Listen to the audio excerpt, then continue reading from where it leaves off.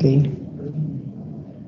Good afternoon, everyone. So, as the school year 2021 gets nearer to its closure, and after it ends come July 2021, next definitely is the opening of the school year 2021-2022. Even amidst pandemic, still, education must continue, education must go on.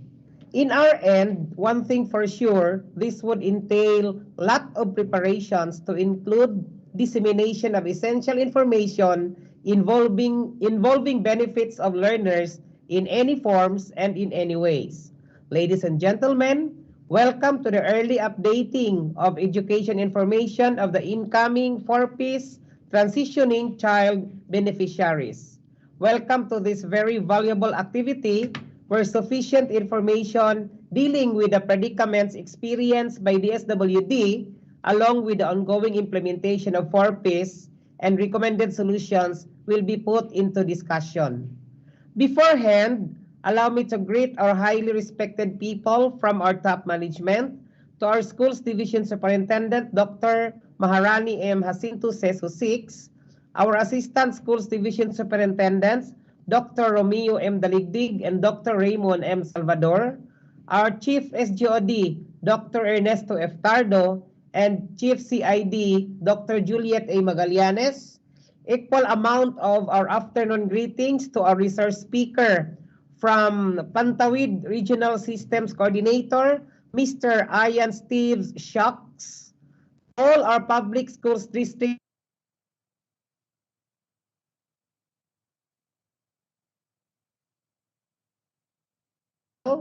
School for Peace Coordinators, quality afternoon once again. For the time being, I am requesting everyone to join with us as we will all be singing our national anthem, and this shall be followed next by our regional hymn and Zamboanga del Sur March.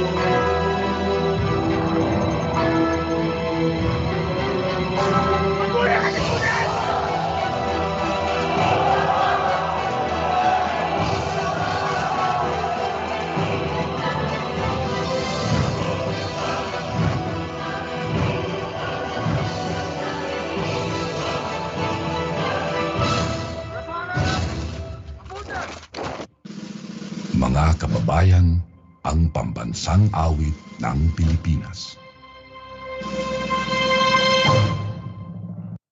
Kayang mag-ibig, sa sigahanan, alam ng puso, sa titik mo'y buhay. Lupang hinirang, kuya ka na sa manlulupin, di ka pasisigil, sa nagalang tulong sa sigahanan.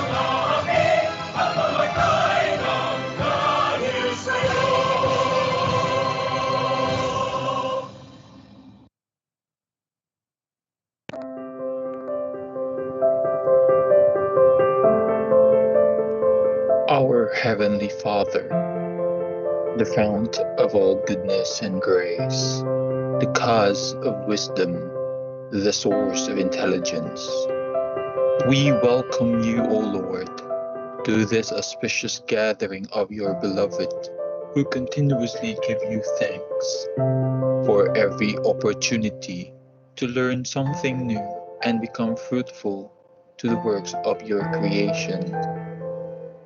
We humbly come to you, not because we are worthy, but because we find ourselves in need of you, who is our strength and our hope, to continue despite the challenges we face in health, prosperity, and our solidarity with one another.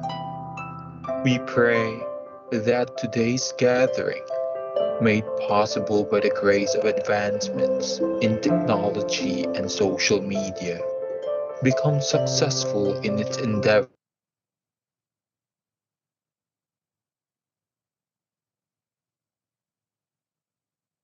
to honor you, glorify you, and love you through our deeper connection with everyone.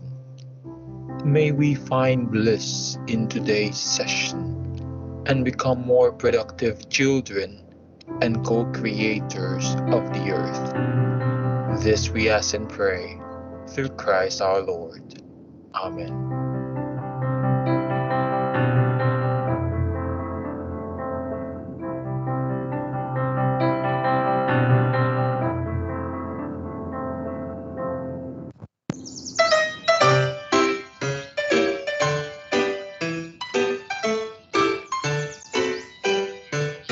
With fair shores and mountains filled with treasures, on each land where dreams unfold, its people marching on to progress, hearts undaunted, brave and true. Hand in hand with brother Filipinos, Zambo Sur will make you great. We'll work unceasing, without relenting, for country's might you can count on us. With fair shores and mountains filled with treasures, on each land where dreams unfold, its people marching on to progress, hearts and daughters brave and true. Hand in hand with brother Filipinos, Zambusur will make you great. We'll work in seasons without relenting, for country's might you can count on us. Come to beautiful Zamboanga Sur, we'll come to God's great gift given to man. Share our joys and sorrows, join in the making of the wondrous land. Zamboanga Sur the bountiful, we love thy whole heart, spirit and soul. We will live for you, we will die for you. Here is our Zamboanga Sur. Come to beautiful Zamboanga Sur, we'll come to God's great gift given to man. Share our joys and sorrows, join in the making of the wondrous land. Zamboanga Sur the bountiful, we love thy whole heart, spirit and soul. We will live for you, we will die for you. Fearless is our Zamboanga Sur. Given to man, share our joys and sorrows, join in the making of the wondrous land. Zamboanga Sur the bountiful, we love thy whole heart, spirit and soul. We will live for you, we will die for you. Fearless is our Zamboanga Sur.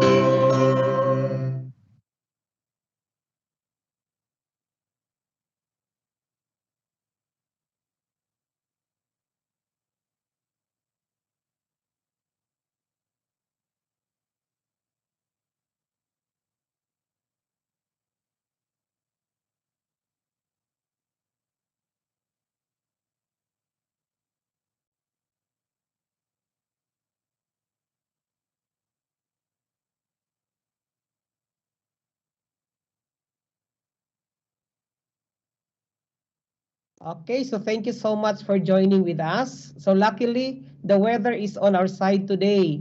So the sun and I are pleased to offer you a warm welcome. To verbalize words of gratification upon looking around and so many of you in the virtual room, it is indeed enough to utter pleasing welcome words, more than enough for an anticipation that this is going to be a great afternoon. Ladies and gentlemen, here's a hearty welcome. Okay, so thank you from the so much mouth for of our joining with SGOD us. chief. So luckily, Let's the welcome weather in is on our Dr. side Ernesto today. F. So the Tardo. sun and Sir, I are take the pleased to time now. offer you a warm welcome.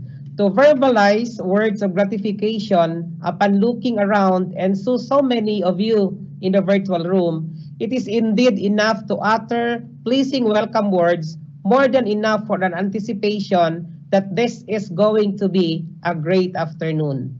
Ladies and gentlemen, here's a hearty welcome Thank you, from the Sir mouth Don. of our SGOD chief.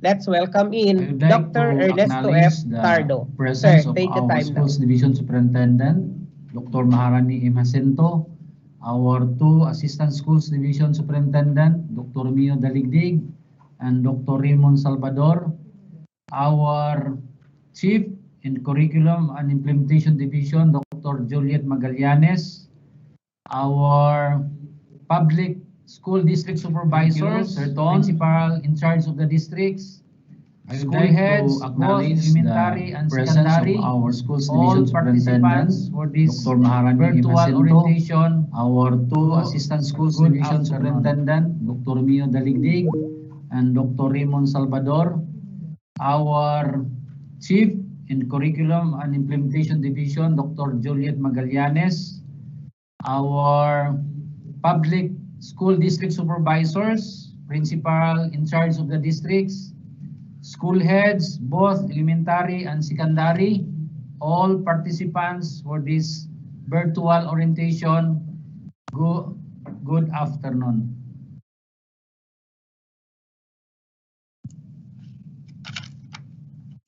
The Division of Zamboanga del Sur would like to participate and conduct an orientation for our incoming 4P's beneficiaries who is on transition from our incoming kindergarten, our incoming grade 7 students and grade 11 students, together with the Balik Aral learners. And we would also like to acknowledge the presence of our partner agency in terms of the 4P's program. Our DSWD Regional Director, Attorney City Pamaloy Hassan, our resource person for this afternoon, Ayan Steve Shak, the Pantawid Regional System Coordinator, and of course, this will become more successful if we will be cooperating and participating. This afternoon, we will be expecting the 100% attendance of our school heads, both elementary and secondary. And I hope that out of this orientation, we will be achieving our target of 100% participation coming from our partner agency. So in behalf of the School Governance and Operations Division, I would like to welcome once again all participants, all school heads who will be joining this afternoon's virtual orientation for our purpose beneficiaries in transitioning from pupils to students. Good afternoon and God bless each one of us.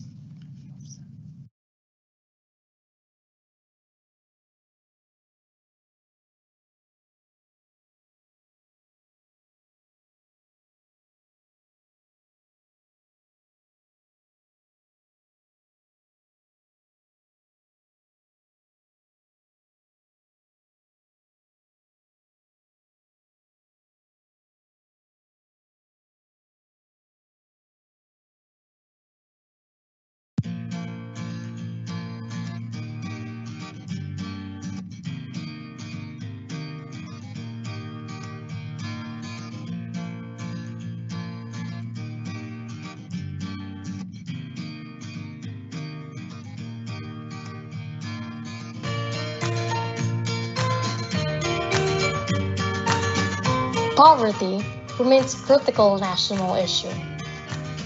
The children who inherit the plight of their parents are not equipped to change it. How do we pave the way? The Pantawid Pamilyang Pilipino program, piloted in 2007, is our intervention to help poor families break free from the cycle. It is integral to our social protection system and designed to be passed on from one administration to the next. In 2019, 4P's was institutionalized, making it into law under Republic Act 11310. The Pantawid Pamilyang Pilipino Program Act, 4P's Act, becomes the National Poverty Reduction Strategy. We call it a Human Capital Investment Program. The government provides cash grants to poor households aiming to improve their health, nutrition, and education. Let's take a look at how it works.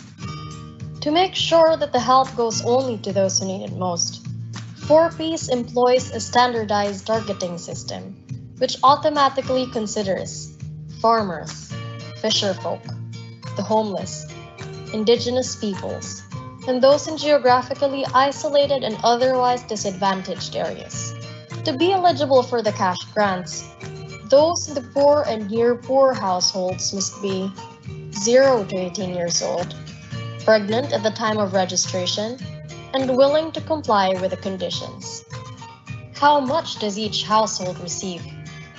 In each household, the children are covered by an education grant, with every monitored child in elementary school receiving 300 pesos a month, in junior high at 500 pesos a month, and in senior high from 500 pesos before institutionalization to 700 pesos a month.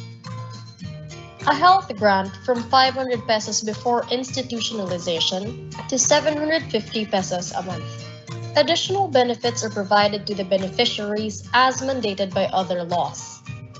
Through the General Appropriations Act, a rice subsidy of 600 pesos a month, and through the unconditional cash transfer, a tax subsidy under the train law, which amounts to 300 pesos a month. All beneficiaries are now automatically covered by PhilHealth and given priority in availment of the modalities and interventions under the DSWD Sustainable Livelihood Program or similar programs. The period over which the grants are provided is up to 7 years.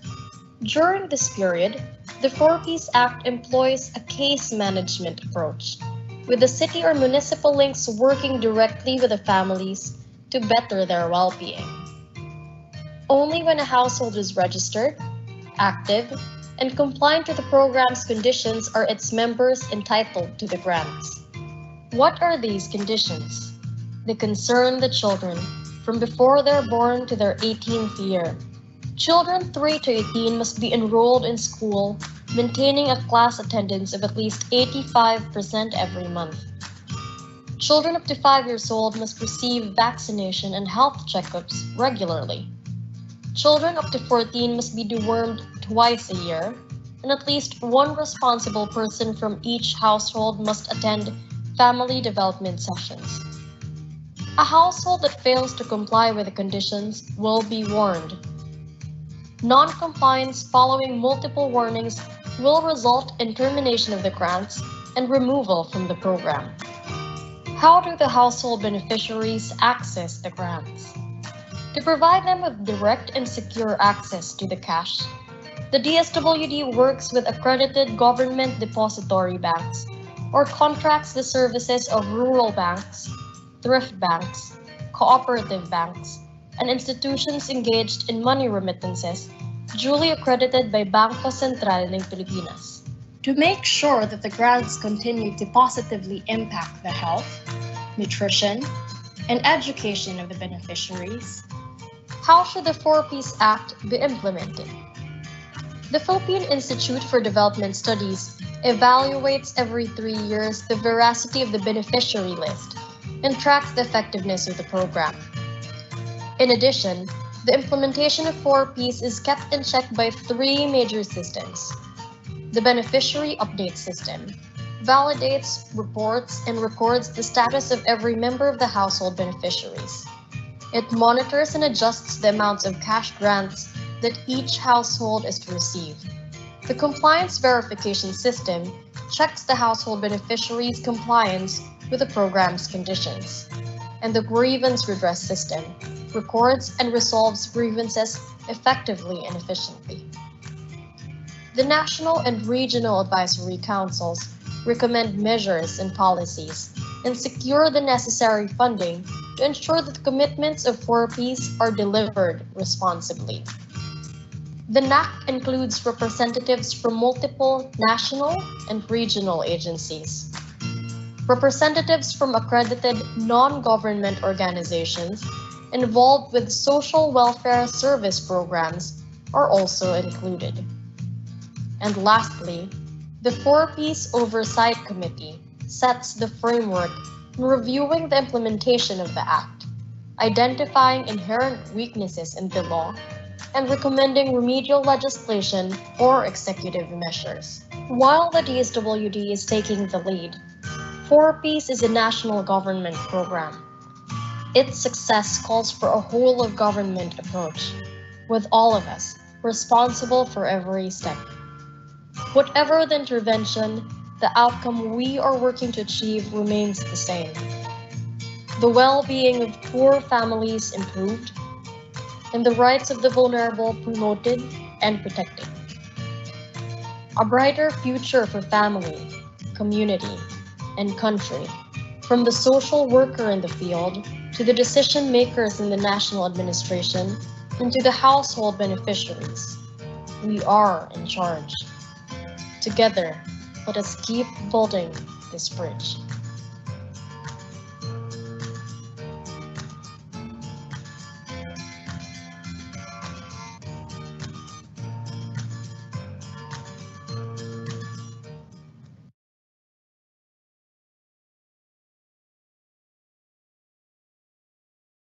Let's talk about Pantawid Pamilyang Filipino program or Pantawid Pamilya. Pantawid Pamilya is a human development program of the national government. It invests in the health and education of poor households with children aged 0 to 18. It wants us to make sure that these children will grow up healthy and stay in school. But how did the beneficiaries get into the program and avail of the program's benefits? Let's go through the selection process. The DSWD uses the system called Listahanan. Listahanan is a data management system that identifies who and where the poor are in the Philippines.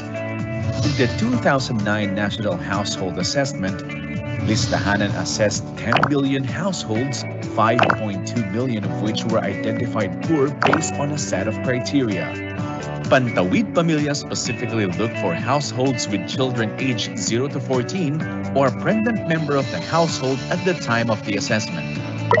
The potential household beneficiaries were encoded into the Pantawid Pamilya Information System database. They attended a community assembly in the city or municipality where they reside. This was to verify if they were really eligible to be beneficiaries of the program. Okay. So thank you so much for welcoming all our participants this afternoon, Dr. Ernesto Eftardo. So it is indeed words that would make all of our participants stay in comfort and feel motivated as they will stay in tune to our orientation this afternoon. Thank you once again. So adding more spice to our energized feeling this afternoon is a message of inspiration from no less than our Schools Division Superintendent, Dr. Maharani M. Jacinto Sesu 6. Ma'am, you may take the web now. Thank you very much, Sir Gano. Hello, good afternoon to everyone. Of course, especially to our resource persons, no less than the Regional System Coordinator, Sir Ian Steve Shock, and of course, Attorney Siti Raifa Mamaloy Hassan from the Office of the Regional Social Welfare and Development, Field Office Region 9. Thank you very much for heading this call and extending your assistance to DepEd Sambusur. and we find this very timely and responsive to the needs of our clients, of course, our learners, as well as our frontliners, considering that they're the ones who will be attending to this program, and the frontliners to achieve maximum accomplishment as regards this implementation of the Pantawid program. It is indeed a blessing for our community people to receive this kind of assistance from the government, considering that not all of us are fortunate and able to meet the requirements of day-to-day undertaking as they participate in school activities and continue their studies. We find this helping and us as well as very helpful to achieve our mandate, which is to provide access of education to all learners, as well as, of course, ensuring that all learners should be in school. And with this program, it enhances, of course, our capacity to saturate all learners from the different municipalities, barangays, and sitios of Zamboanga del Sur for them to be with us despite the challenge that we're facing in this time of pandemic. Thank you very much, sir and ma'am, from the regional office. And also, I would like to appreciate our people from DepEd Sambusur for continuing the delivery of their services despite the threat in their health, and of course the difficulty that is brought by this situation. And yet we are trying to, as much as possible, still provide the expected deliveries that our learners are expecting from us. So I think this is the time for all of the coordinators to raise their concerns as regards implementation of 4P's, the different problems encountered in the delivery of the program, and of course, issues and concerns that raised by parents and teachers, especially that we are confronted with the difficulty in seeing our parents as well as our learners, because a lot of distractors that are coming in and a lot of factors that barring us in between so that we will be able to reach out. So I guess this is the best time for us to understand better our situation, at the same time learn better how to improve the implementation of this 4Ps and able to coordinate with the proper authorities so that we will achieve maximum or 100% accomplishment as to attendance of our learners. So this is the opportune time for everyone to listen, to internalize, and absorb information so that we can respond positively, actively, and timely to the different needs from both ends. Once again, I am thankful and appreciative of this convergence, or shall we say, opportunity to discuss issues from both ends so that everything will be implemented smoothly before the end of the school year, and at the same time, before school year 2021-2022 commence. So thank you also to the host, and may we have a fruitful convergence, and may this a start of a more successful coordination and implementation of the program for peace. Once again, good afternoon and thank you.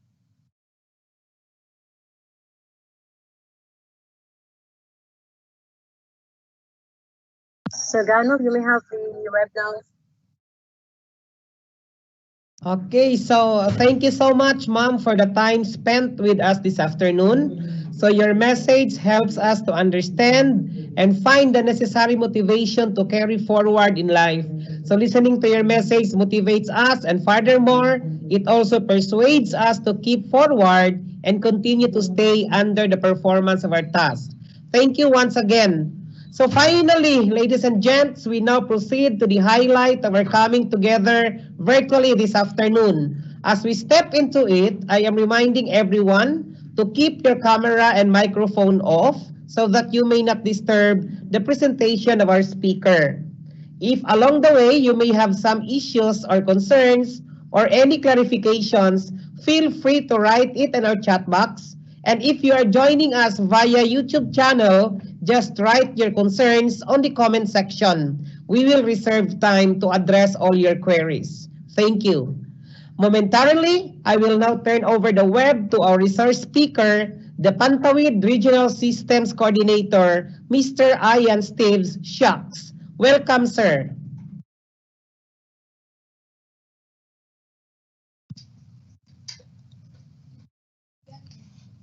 Hello, good afternoon. I hope everybody can hear me. Can we do a little audio check if everybody can hear me? Yes, sir, you are loud and clear.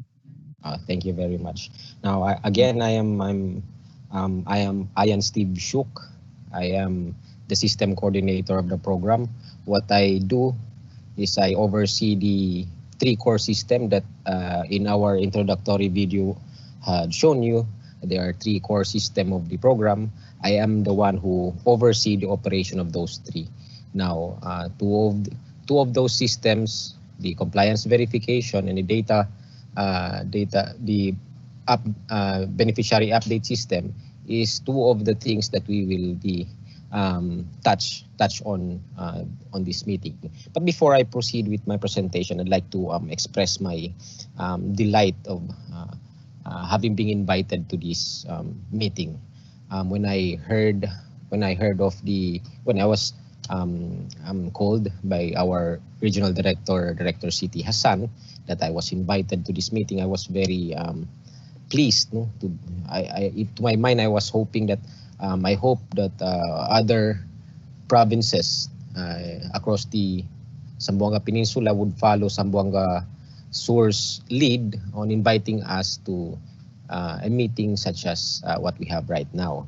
Now, because this partnership is very important, and not only because 4P's law mandates it, but also because our 4P's beneficiary needs this partnership.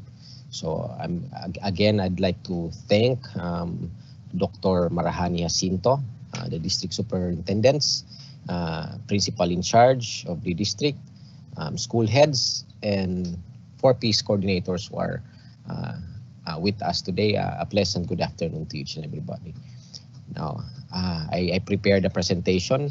Actually, this presentation was presented to our director, Director Boris. This is the 3rd engagement actually that we've made with the Department of Education. First was a one-on-one with Director Boris. Initially, we've discussed the necessary arrangement to execute early updating. We've reached a certain arrangement. Then we presented this arrangement to the Armancom, which was the 2nd meeting we've had. And thankfully now we are cascading that arrangement to the provinces. Although our the good regional director has released an issuance to that effect, nonetheless, meeting like virtual meeting like this, to some extent would be more informative. Okay, so allow me to present uh,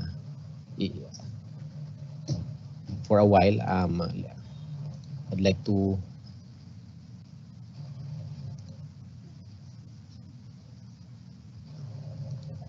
okay. Now, I on my screen I have the presentation flashed already. I hope you can notify me if you can see the same presentation.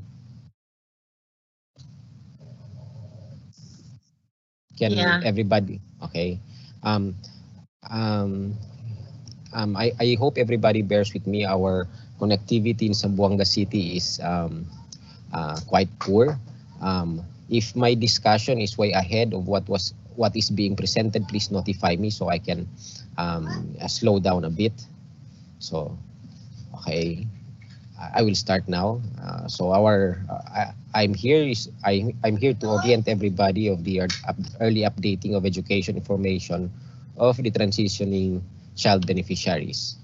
Now, to discuss this, we have to answer these questions that are flashed in your screen. Now, first, we will have to answer what is early updating. Second, who are these transitioning child beneficiaries? Although our host and already have defined the transitioning beneficiaries, these are the incoming kindergarten, incoming grade 7, incoming grade 11, and returning students, or the balik aral students.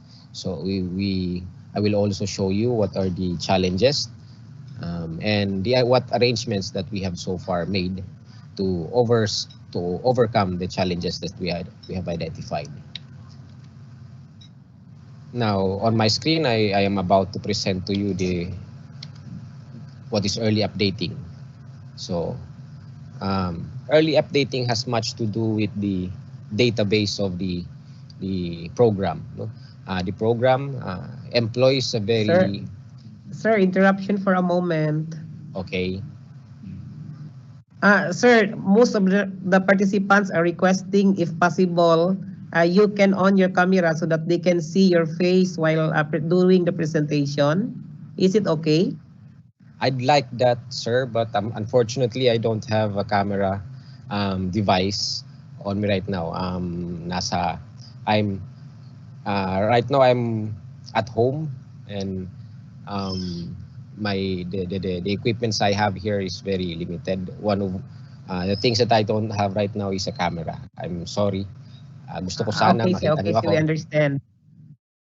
So I hope your reason is already heard by our participants now. So we would excuse you if ever we can only hear your voice without seeing your face. But we look forward that we can see you in person. I do too. I'd like to meet everybody in person. But considering our circumstances, talagang we have to make do of what we have. I hope you understand.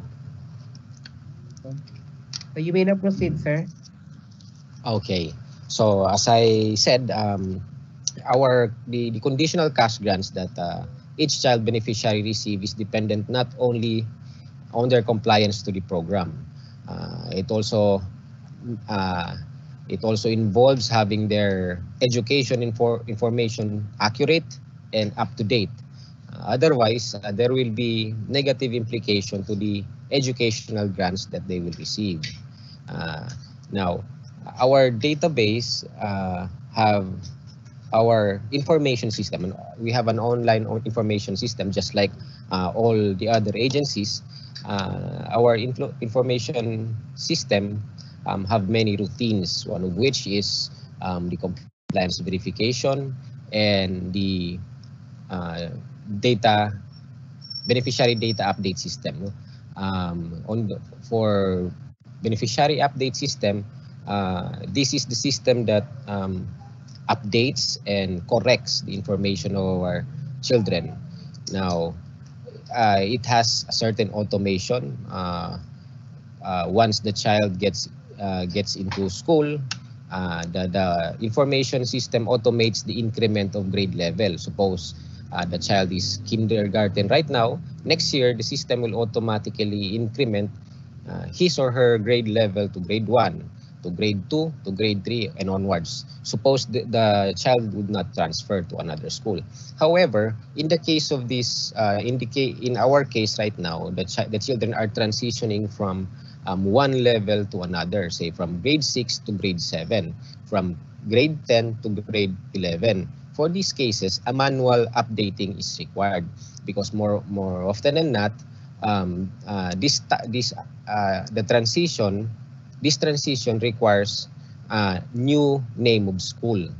So the information system cannot predetermine or pre-generate this new name of school. Hence the need for a manual updating.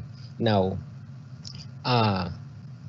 so if the children will not be updated on time based on the parameters of this information system, the child may not receive the cash grants that was intended for him or her. So updating the education information is basically just identifying which school will each child beneficiary enrolls to as they transition. So on my screen right now, it is I flash the number. There's a table where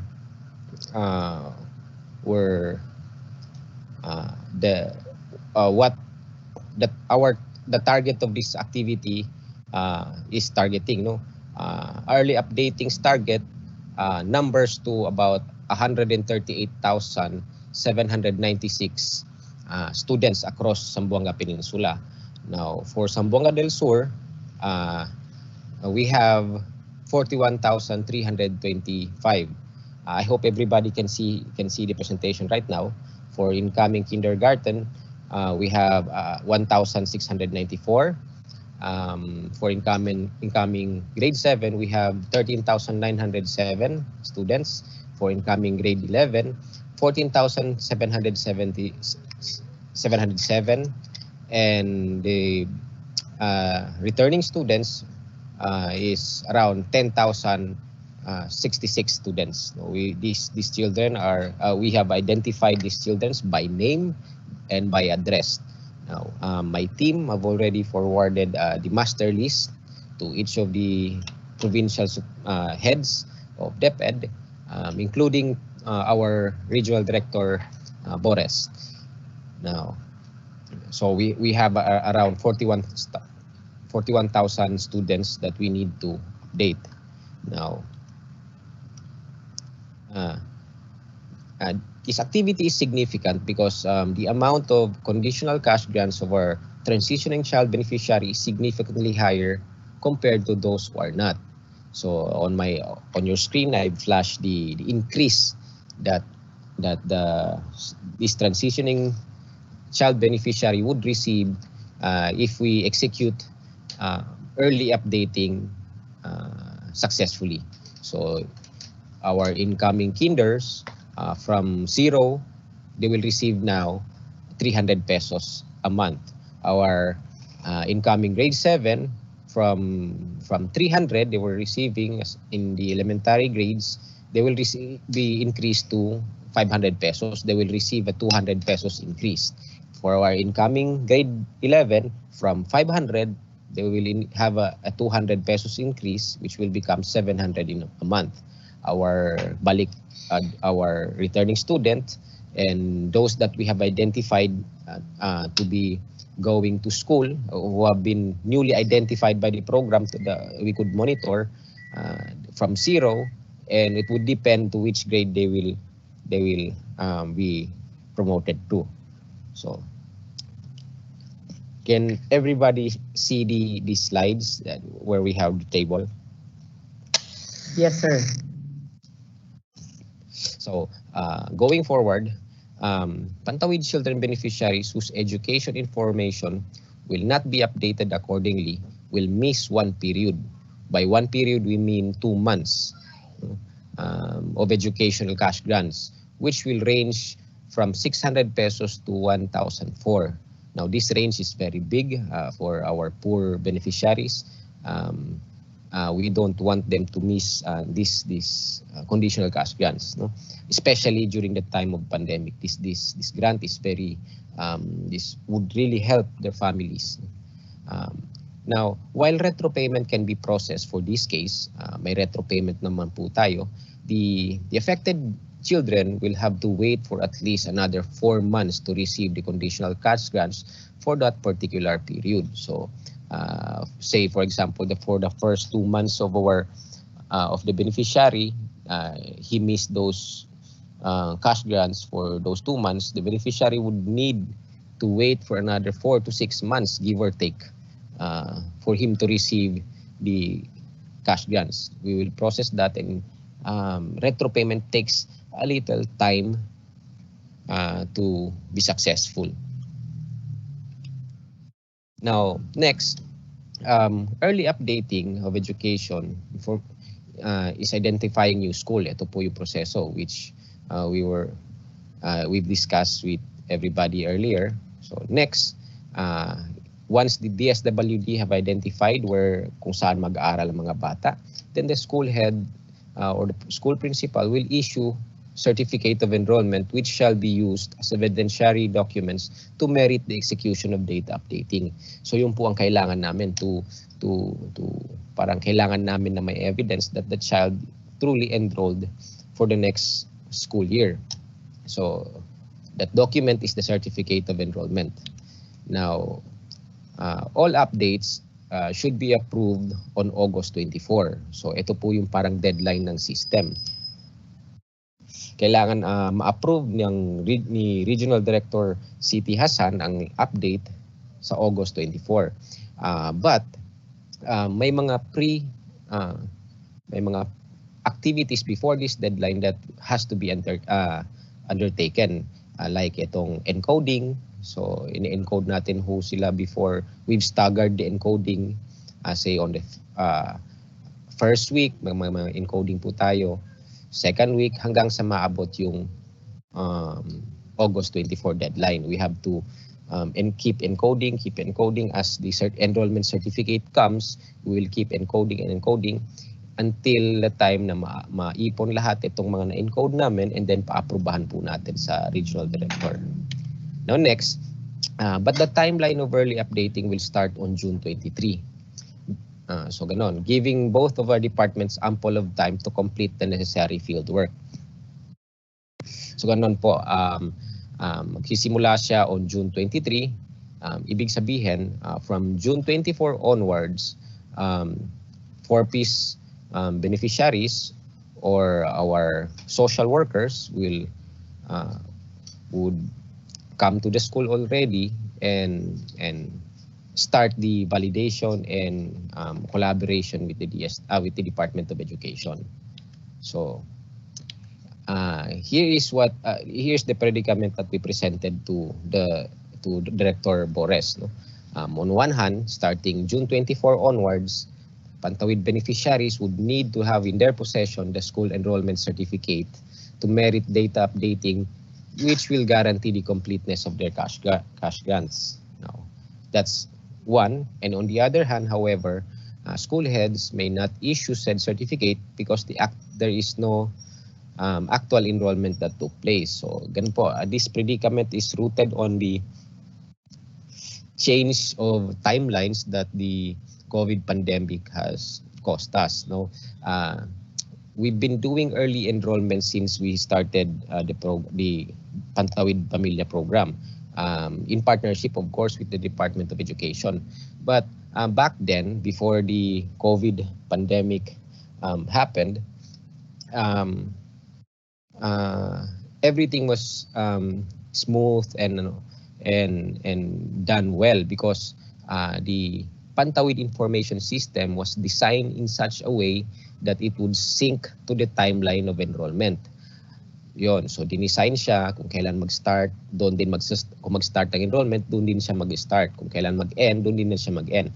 However, because of the pandemic, changes happened, no? Like nabago po kung kailan tayo magsisimula ng school, nabago kung kailan mag-end. Regrettably, sa Department of Education, Department of Education was able to quickly adapt our health crisis. However, the information system of the program did not. So andun pa rin kami sa old timeline, no? Andun pa rin kami sa June to March na timeline na school. So it was not for lack of trying. The department tried to negotiate enhancements sa system para makakope sa new normal natin.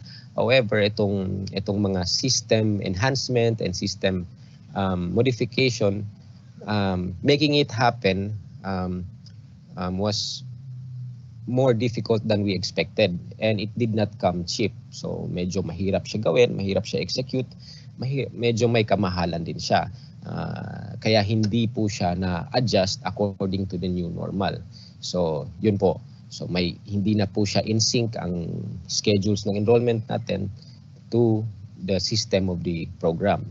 Kaya we post this to the director. So I have to tell everybody that the situation that we'd like to avoid here is hindi sila pag hindi po natin na-execute ang early updating, hindi lang po nila wala, talagang zero po ang marireceive ng mga bata. Kung gaano karaming bata, as we presented earlier, is 41,000 children ang hindi makakatanggap ng cash grants natin. Cash grants nila. So, yun. So, initially, we proposed two scenarios before the Regional Director Bores. One is to conduct an early enrollment specific to the transitioning children of Pantawid program. And another is to allow the issuance of enrollment certificate kahit walang enrollment na nangyayari. We are pleased to be informed by the regional director na may early registration naman pala na nangyayari ngayon. So we were informed that the early registration for the next school year already started in March and would also end on August 24. Talagang parang timing na timing.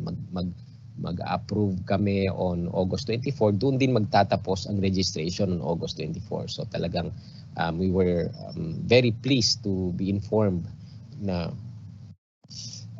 early registration is taking place. So I am now going to present the few arrangements. No, these are parang outlines, no, general outlines of the early updating arrangement with the Department of Education. First is for yung maximize itong school enrollment registration. So yun na po, DSWD to facilitate full participation of Pantawid transitioning child beneficiaries to DepEd's early registration without prejudice, of course, to the existing health protocol of each city and municipalities under Zamboanga del Sur. So DSWD na po ang magva-validate kung saan mag-aaral ang mga bata. We've identified the children who will be transitioning. So we will, as we speak, our social workers are already in the field gathering the data kung saan sila mag-aaral itong mga bata. Then ito yung mga specifics, no? DSWD will find out which school will each transitioning child will enroll to. Then on a weekly basis, DSWD will transmit to DepEd the list of children sorted according to school facility name in a form of an enrollment certificate. Bale po yung aside from the list that we already gave you, the list we already gave the division, the provinces, are only the list of names. No, we have not, wala pa siyang name of school kung saan mag-aaral ang bata. Yun pa po ang gagawin natin in the span of 3 months. From June 23 to August, our social workers in the ground will little by little will find out, and as the field work of this activity progresses, we will update the Department of Education of our progress, providing you the list. We will update the list. This time, my name of school na. For ease of operation, we took the liberty of crafting an enrollment certificate for the Department of Education. Andun na list, andun na lahat ng pangalan. This enrollment certificate is per school, andun na lahat ng mga pangalan who we validated will go to that specific school. So parang one certificate, multiple enrollees. So pag na-comply na po to, na pirmahan na ni school, that if the enrollment certificate is in order, pag nakita ni school head or the school principal that everything in this school certificate is in order, then DepEd through the school head signs the certificate, then transmit it back to the DSWD. Then the DSWD, using this enrollment certificate, would execute the necessary information updating. So ito po yung parang process natin. Now each provinces may vary on how they execute this outline of process. No, there may be peculiarities on operation that each municipalities or province may have to adjust this outline in order to conform with the peculiarities in their operations. No, but these are the broad strokes. No, parang the SWD will find out saan mag-aaral ang mga bata, then we'll forward it to you for certification, and then will be transmitted again to us para ma-execute ang update. So, yun. Now, after this part, maybe we can ask the participants kung may issues and concerns or clarifications or questions. I'd be pleased to answer them if I can. So, yeah.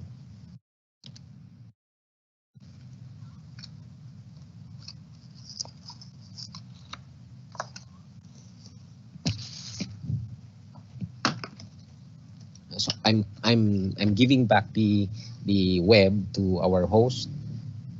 Thank you very much.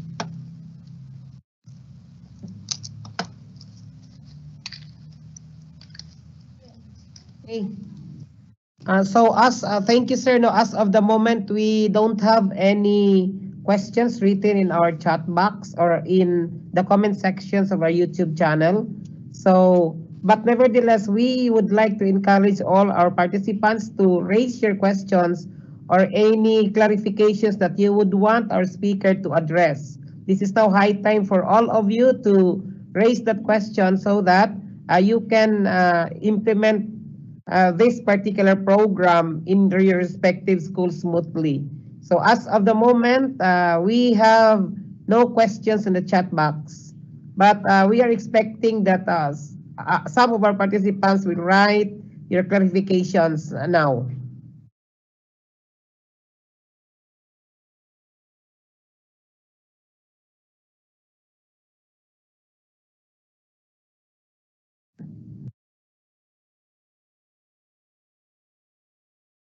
Sir Steve, good afternoon again.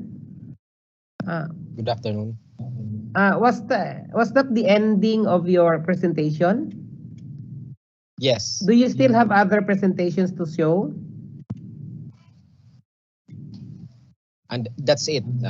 That's that's my presentation. That's all. Okay. So since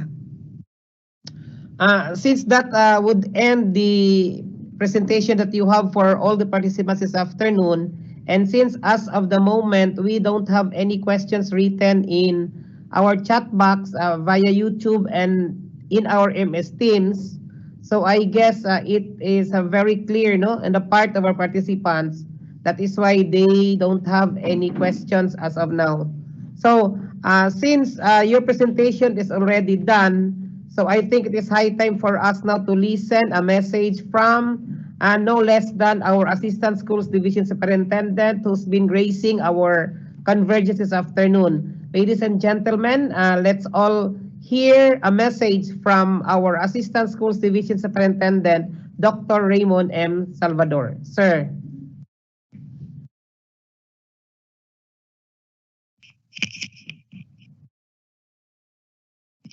Good afternoon. I hope I'm clear, no? Audible Yes, sir. ba? You're very loud and clear, sir. Sir, your audio is Okay, heard well by the participants. thank you very much to our schools division superintendent, Dr. Maharani Jacinto. Good afternoon, ma'am. To my counterpart, Sir Romeo Daligdig, the assistant schools division superintendent for District 1. To our two chiefs, Dr. Ernesto Tardo of the HGOD and Dr. Joy Magallanes of the CID. To all the school heads, PSDSS, and PICDs, members of the management team of this orientation. A blessed afternoon to everyone. We are indeed very fortunate, no, as mentioned by our partner from the DSWD Region 9, as we have the no less than the RD of DSWD present with us this afternoon, and with the spokesperson of the agency, Sir Stephen Shook.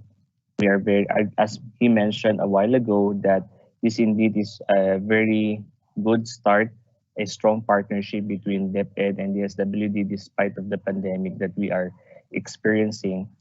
He commended the effort of our SDS and the team for conducting this orientation to all of you, especially in the program sa 4P's na DSWD. We hope that the objectives, no, we were able to achieve it despite of the time and the connectivity that we have. We were able to communicate and we were able to disseminate it all to you.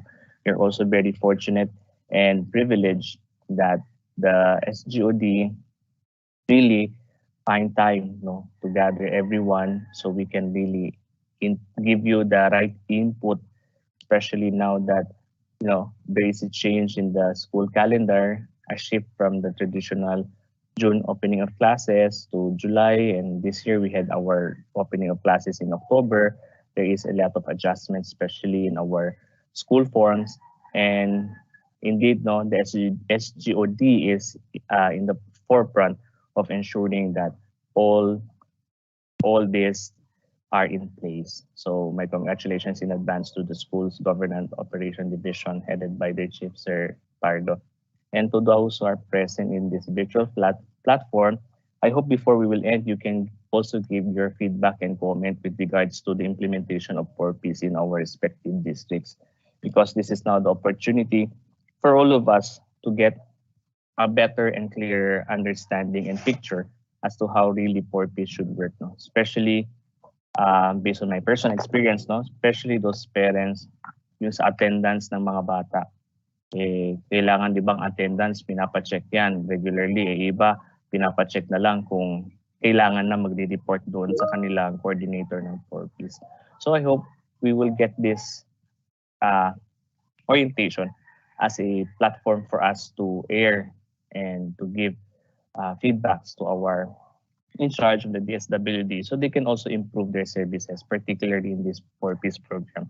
I think many have benefited much from this, and I think we will all be in agreement with that statement that the 4Ps indeed helped a lot of our marginalized Filipino family. So once again, to all who are attending this orientation, thank you so much. To our partners from the DSWD, Sir Steve Shook, thank you so much for your time. And to the organizers, again, congratulations. Keep safe, everyone. Have a blessed afternoon.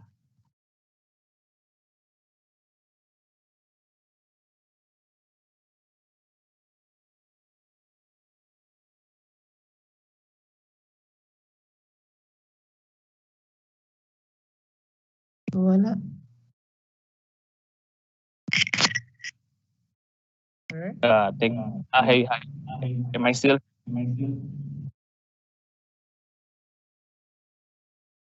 Sir Raymond? Nawala pa, nawala. Nawala ata. Oh, Tapos na po wala. kayo? Yeah, I'm done. I just like Okay. to again to thank everyone for their time for joining the orientation and for listening to our partners from the DSWD. So thank you so much, Erton. Okay, Sir Mon. So thank you also for spending your time with us this afternoon. It is indeed our great joy to have hear your message to all our participants this afternoon. So as we go over with the comment section, chat box in our MS Teams, Sir Steve, are you still around? Sir Steve? Yes. Okay, we have here three questions, sir, being raised by one of our participants from the District of Dumalinao, in the person of Mr. Neil Sarsalejo. He's been asking, sir. I have to read his question. So he asked, can we have a soft copy of the forms needed? So from where we can get it, sir? Okay, that's a good question. No, the we've already sent the district supervisors or superintendents the master list of the names of these identified transitioning child beneficiaries. Now, these forms that I've mentioned earlier, itong parang pro forma ng parang DSWD crafted pro forma of the enrollment certificate, we will be sending this to the school principal as the field validation progresses. No? Dadalhin po to ng mga social workers namin from the field straight to the hands of our school principals. It could be physically they would bring it to the principals physically or through electronic means, whichever is more convenient, no, doon sa both for the social worker and for our school principals. So ganun po. Okay, so thank you, sir. So I hope that by hearing the answer of that question, the participants now are already guided on where to access the necessary forms. So we still have one more question here, sir. This question is coming from Mr. Randy Butch Gambua, a school principal from Maria Clara Lubrigat, Dumalinao District. So this is his question, sir. What are the implications if 4P students, beneficiaries, would not take deworming and vaccines? Okay, another good question. Thank you very much. Deworming and other vaccine is one of the conditionality of the program. If the beneficiary does not comply with this or refuse to comply with this, they would lose they would not receive the conditional cash transfer for education. So, okay, sir. Thank you for answering that question. We still have one question here, sir. Sir, another question from Mr. Manolito Ihaw. He asked, what shall we do for those transferees who are already a recipient?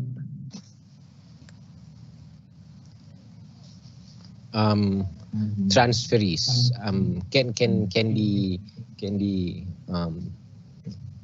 participant elaborate further? I am not sure I understand yung transferee part. Hindi ko po siya masyadong naintindihan.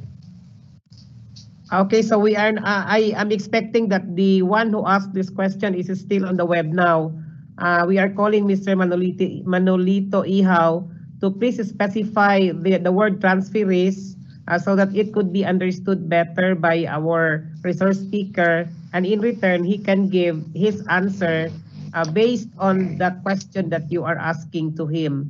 So we will get back to you later. So we still have another question here, sir, still from Mr.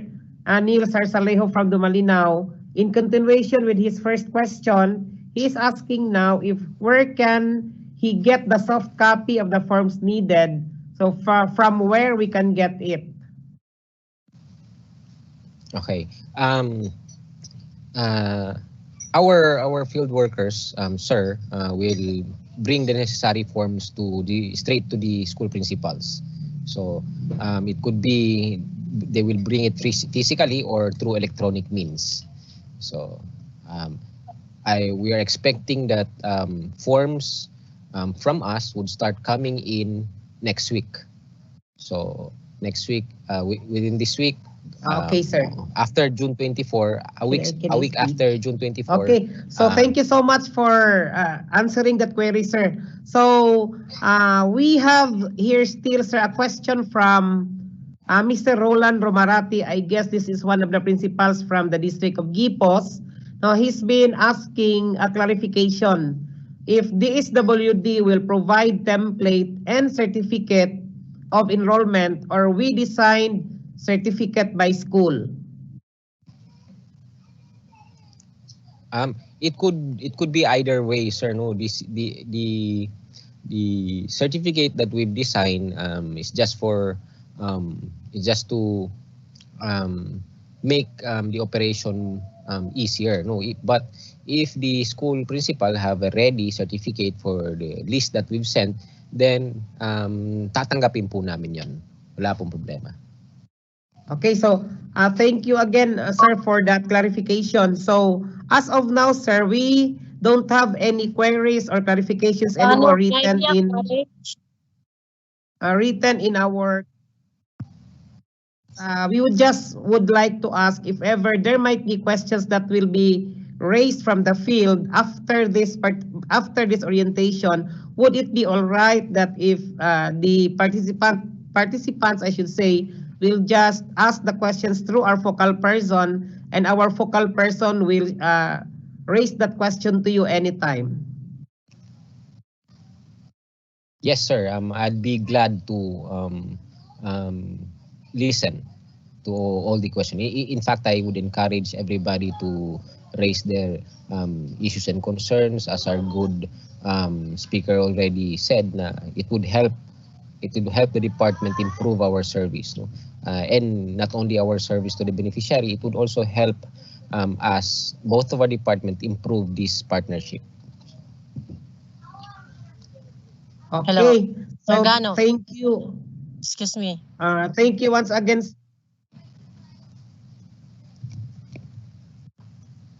Okay, sir. Our SDS has something to ask, sir, about this orientation. Ma'am SDS.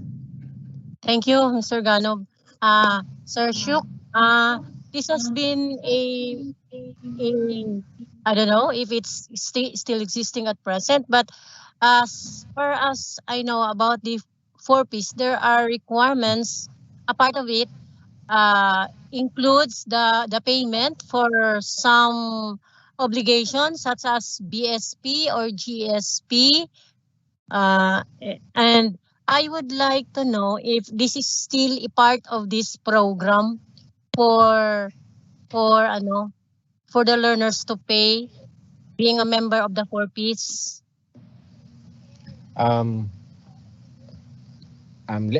I'd like to clarify did you mean, ma'am, that the program is asking for fees? Is that what you meant by your question?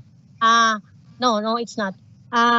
Being a member of the 4P's, the learner has an obligation as a part of it, of its requirement to pay BSP registration. Parang ganon. Aside from the vaccine and deworming, kasama pa ba siya? Kanino po ibabayad ang itong mga fees? Parang sa school, sir, sa PTA. Okay, as far as the Kasi parang naririnig ko na may ganon, part siya sa obligation ng isang member ng 4P's. Okay, ma'am. Okay, it's a good question. I'd like to clarify that. No, na as far as the program is concerned, there are no fees involved. Wala pong babayaran si beneficiaries sa anumang parte ng program components. There is no the program does not require any form of fees or payments for the as one of the conditions of the program. Okay. So the program will be given directly to the recipient individual, and no obligation upon receiving it na kukunin doon yung pambayad ng kanyang BSP. Walang mga ganun, sir, no? I would like to clarify that one to everyone.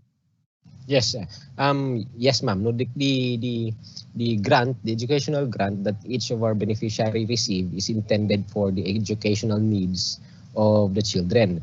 To name a few, this could mean itong mga bags, school supplies, also itong mga kailangan nilang needs like uniforms and all. Doon po mapupunta yung doon po yung intended na yun po ang doon po yung mga gastos na intended ang cash grants nila. So if the beneficiary or the parents spend this cash grant to other needs, ano, yung educational grants gagastusin sa iba, the state could charge this beneficiary in question as with misuse of grants, no? Pwede natin isa-sanction po natin siya for misusing the grants.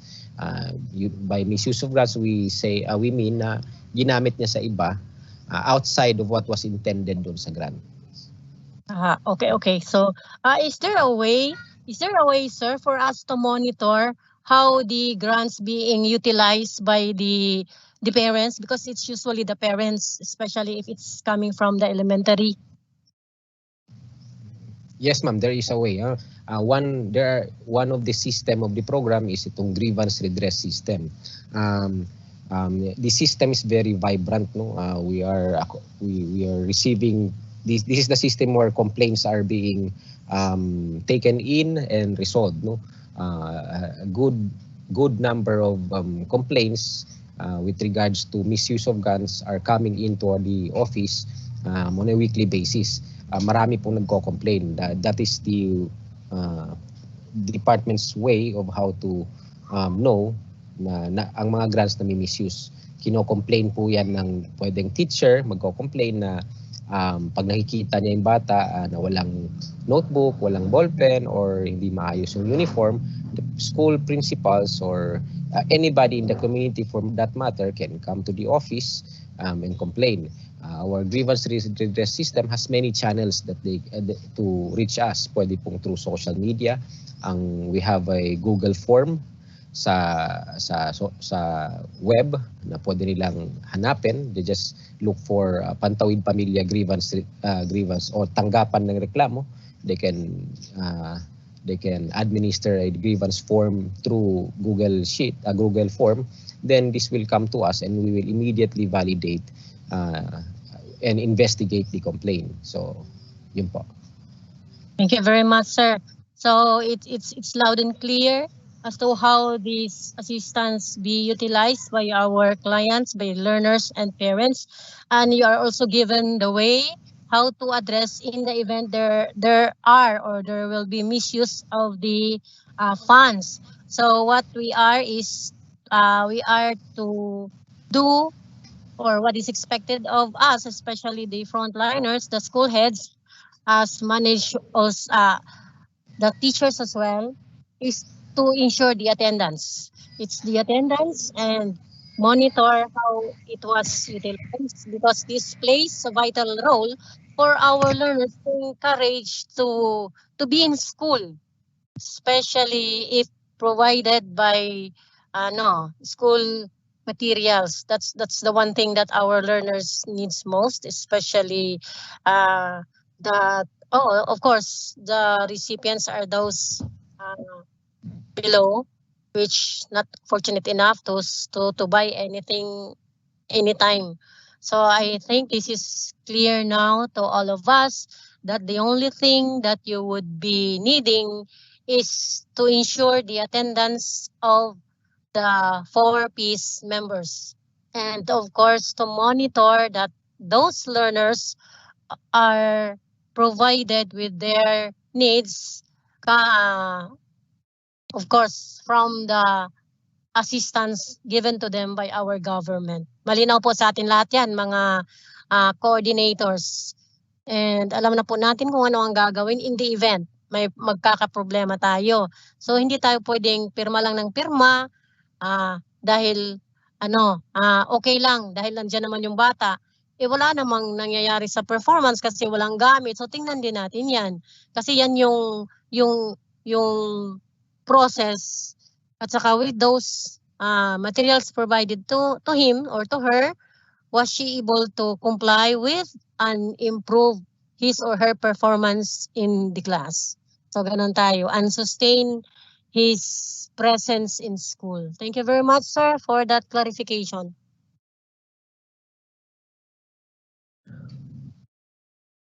Okay, so thank you so much, Ma'am SDS, for asking that question. So I know that through your question, the clouds that has been playing into the minds of our participants are also being cleared. So let's now proceed to another question, Sir Steve. We still have question from Maria LVM de la Torre. She is coming from Sikatuna National High School of Gipos District. She's been asking, sir, I just want to clarify if it is the DSWD who will be the one to facilitate the listing of the students who are child beneficiaries, and all we have to do is just to sing what they are going to send to us. Thank you, sir. Yes, thank you for the question. Yes, pwede pong ganon. Pwede pong for the convenience of our school principals, the department is okay lang sa amin na ganon, no? The school head will just wait for the enrollment certificate that would come from us, the pro forma of enrollment certificate that they will sign. So ganon, as we validate, pag nag-validate po kami sa baba, we will find out saan mag-aaral ang mga bata, and then we will this list ng mga bata, kung alam na namin kung saan sila mag-aaral, we will transmute this into a DepEd enrollment certificate. So ilalagay namin siya, copy paste namin from our validation tool to an enrollment certificate pro forma. Then we will transmit it to DepEd either physically or through electronic means. Then pipirmahan na po ni DepEd, tapos ibabalik po sa amin. Then that's it, the process ends there. Tapos i-execute na po namin ang updating sa system. Pwede pong ganon.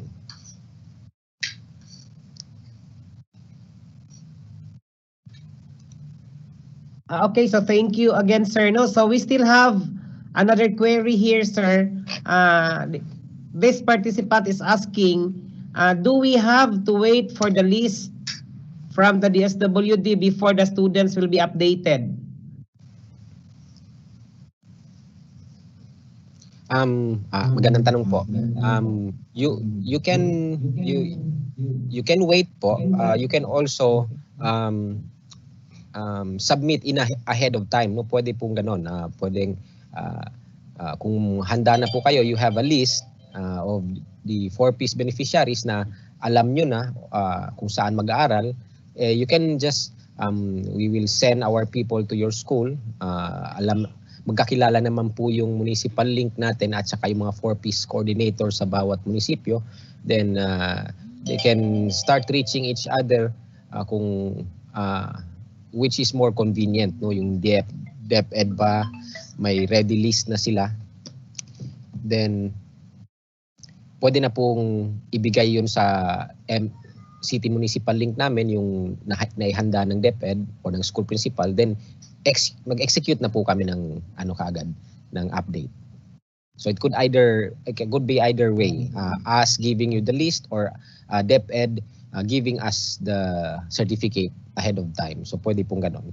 Whichever is more convenient sa operation ng bawat munisipyo or ng bawat schools. We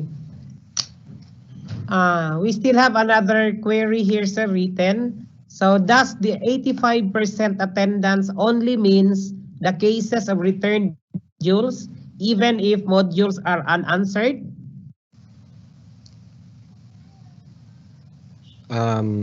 For that question, ma'am, I don't think I am the right person, no, to be asked. No?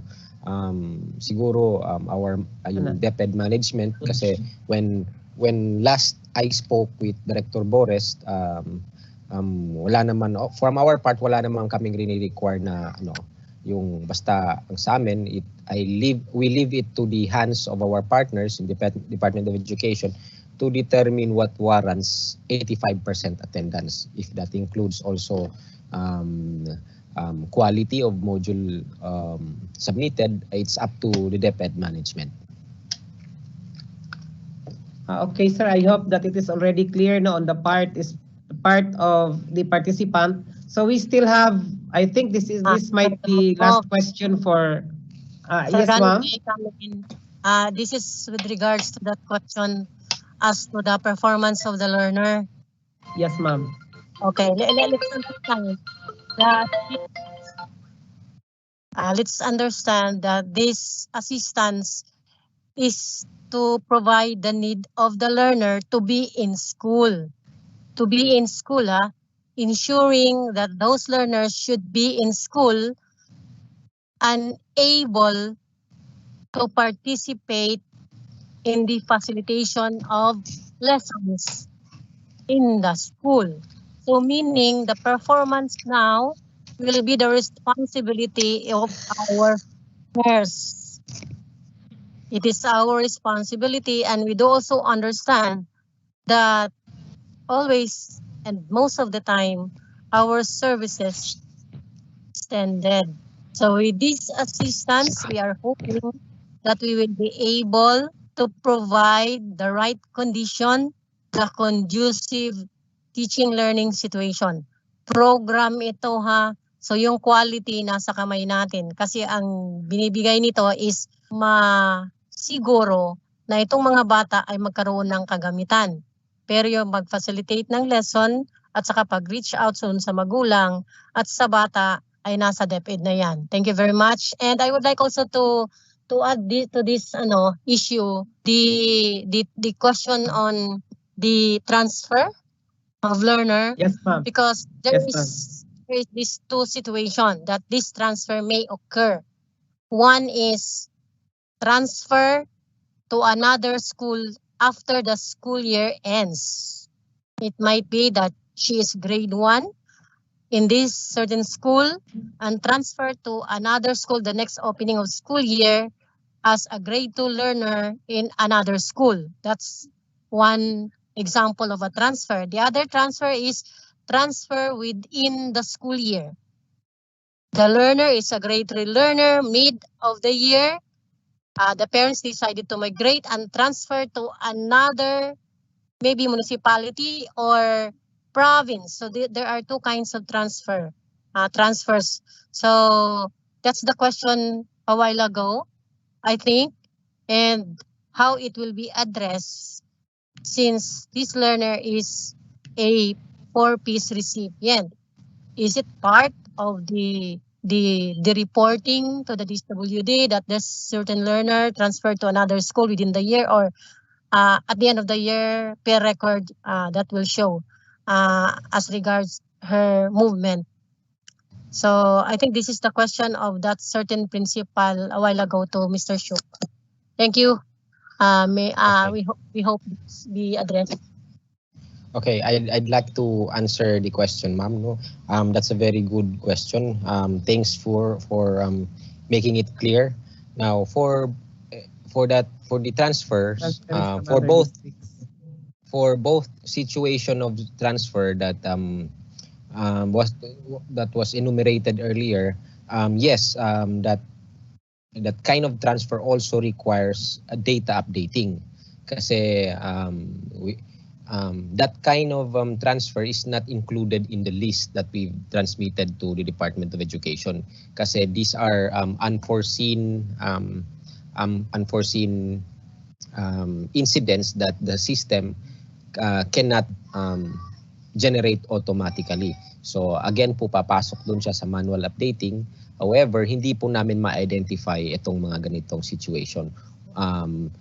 So dito po again, magkakailangan ng tulungan in the part of the social workers that we've assigned in the field and of the school principal or 4P's coordinators. So kailangan pong immediately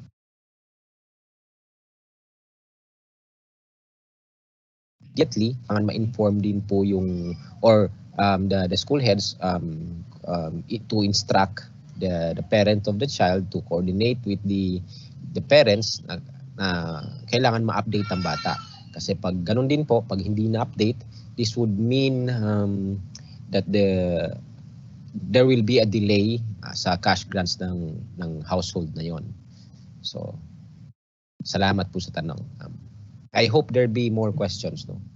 Okay, sir, we still have, thank you again for answering that query, sir. Yung transfer pala na ni-refer po ng nagtatanong, sir, ay that particular child is a transferee from other district.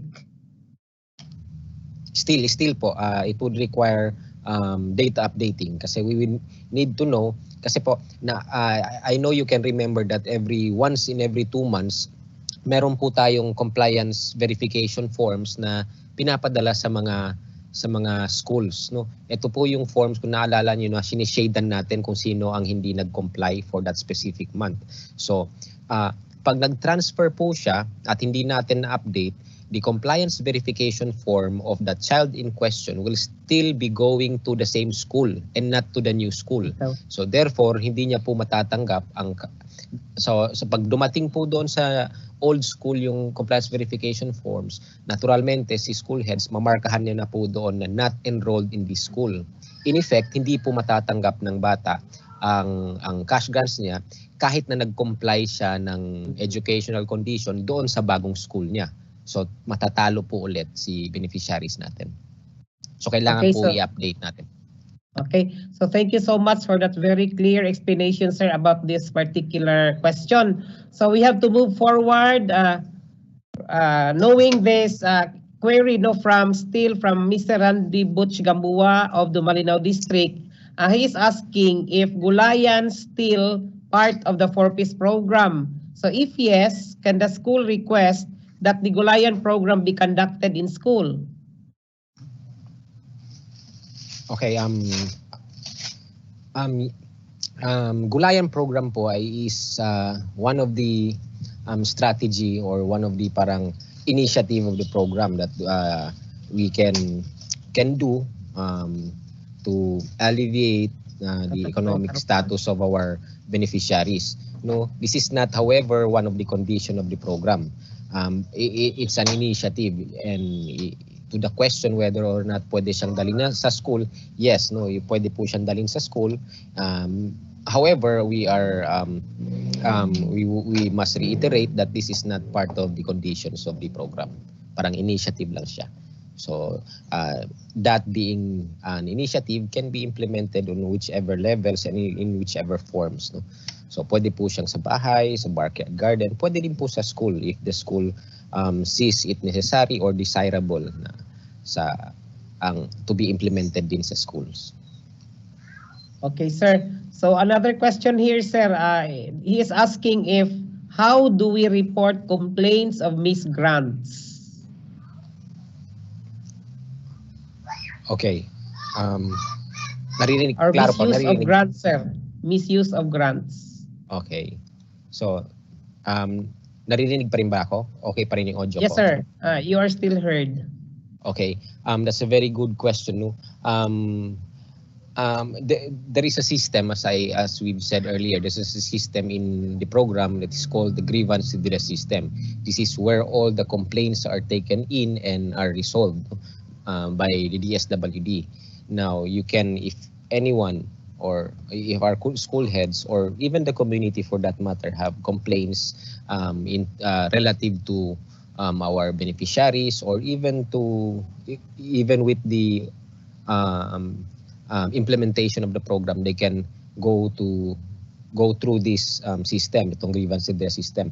Now, this grievance redress system has many channels. They can contact the social workers that we've assigned sa mga municipalities. They can reach out to our social workers and express their grievances to them, and we will guarantee that this grievance will reach the regional office kasi dito yan inaasikaso.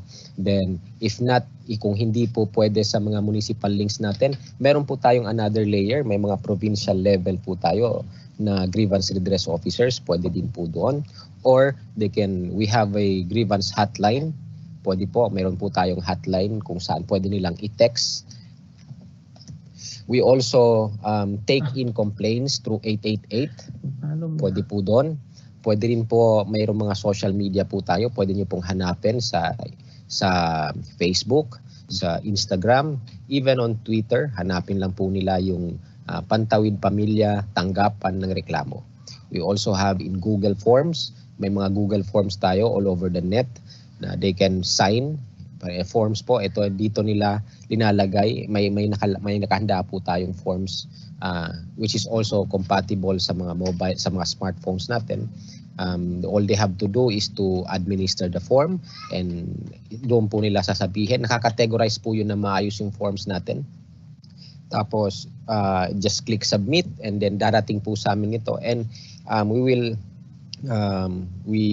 will guarantee an immediate feedback sa mga complaints na to, especially in terms of misuse of grants, no? Kasi misuse of grants is very important because the grants that the beneficiary receive is out of the tax that all of us pays, no? So it is incumbent upon us na to really watch na how the program is being implemented and how the beneficiary uses our grants. Kasi to begin with, these are our taxpayers. This is the money that comes from all of us being taxpayers. So, thank you po. Okay, so may karagdagan pa po tayong tanong dito, sir. Now, so yes, please. This question is, how about the PSA birth certificate of incoming kinder recipient? Will the Pantawid shoulder it? PSA, ano po yun? PSA birth certificate po, sir. May I know what does PSA stands for? Paper Security Philippine Statistics Authority, Philippine Statistics Authority birth certificate po, sir. Yun ba? Okay. No, the answer is no. We do not shoulder itong mga ano. Pero the PSA, to my understanding, pag Pantawid beneficiary, libre naman po to. To my understanding, no.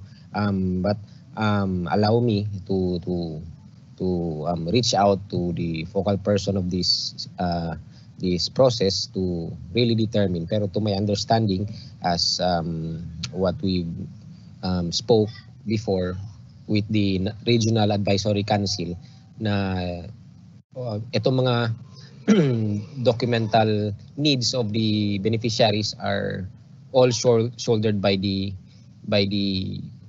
government following the institutionalization of the program through RA 11310. For instance, ito pong mga PhilHealth nila and all the necessary documents to be eligible to the PhilHealth, libre po nilang nakukuha ton lahat. So, yun po. Okay, so maraming salamat po uli ha. So ito tayo, may karagdagang tanong pa po tayo, sir. So yes, may please. specific po ba na absences ang bata sa isang quarter na kailangan na po kaming mag-shade?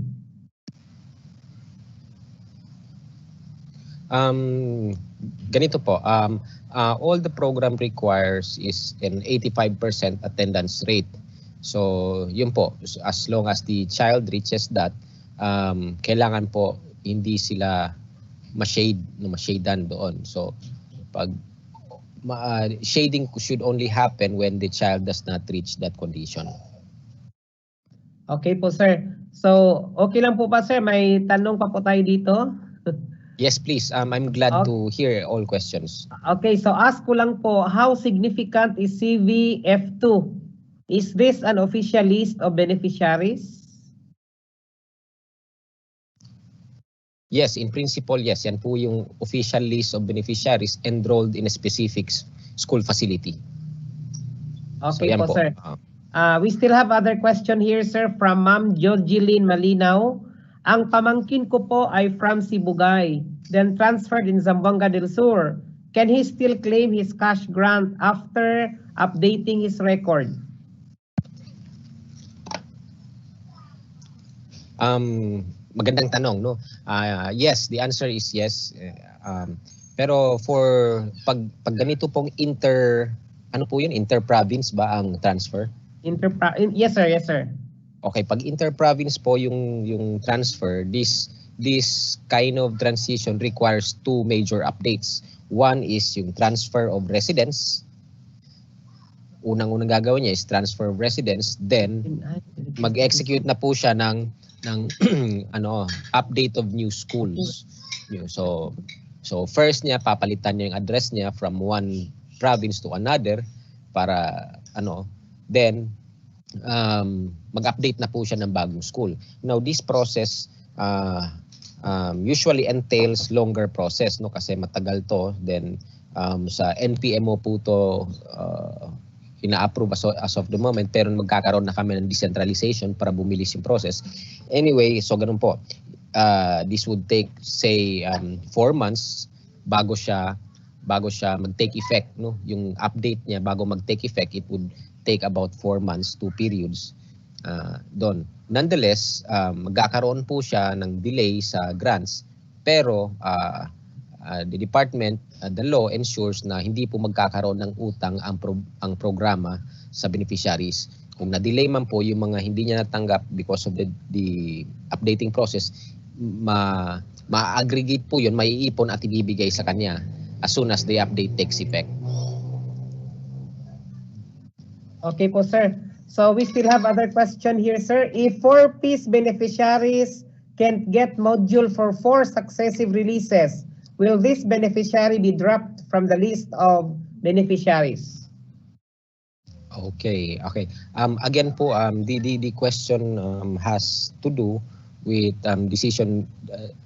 Ang decision po ng whether to drop a student or not is not within the parameters of the program implementer gaya namin. So nasa sa Department of Education po ang pag-decide whether or not dapat i-drop ang bata o hindi.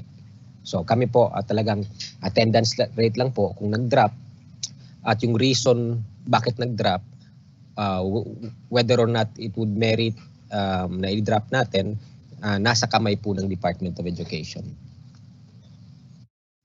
Okay sir, another question. Can we require the parent of the beneficiary to submit PSA at the time of enrollment?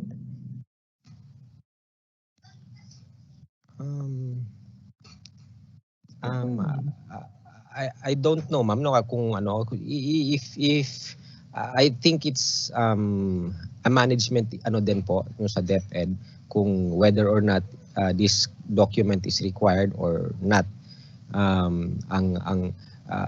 the end of the day, the only thing that the Pantawid Pamilya program require is the enrollment certificate kung nag-enroll ba ang bata doon or not.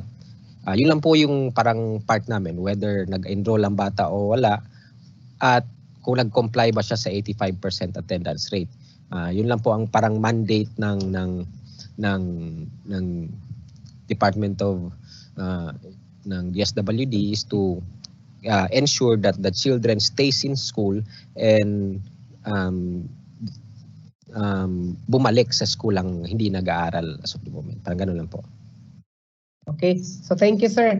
So how are we going to calculate 85% attendance now that F2F is not feasible?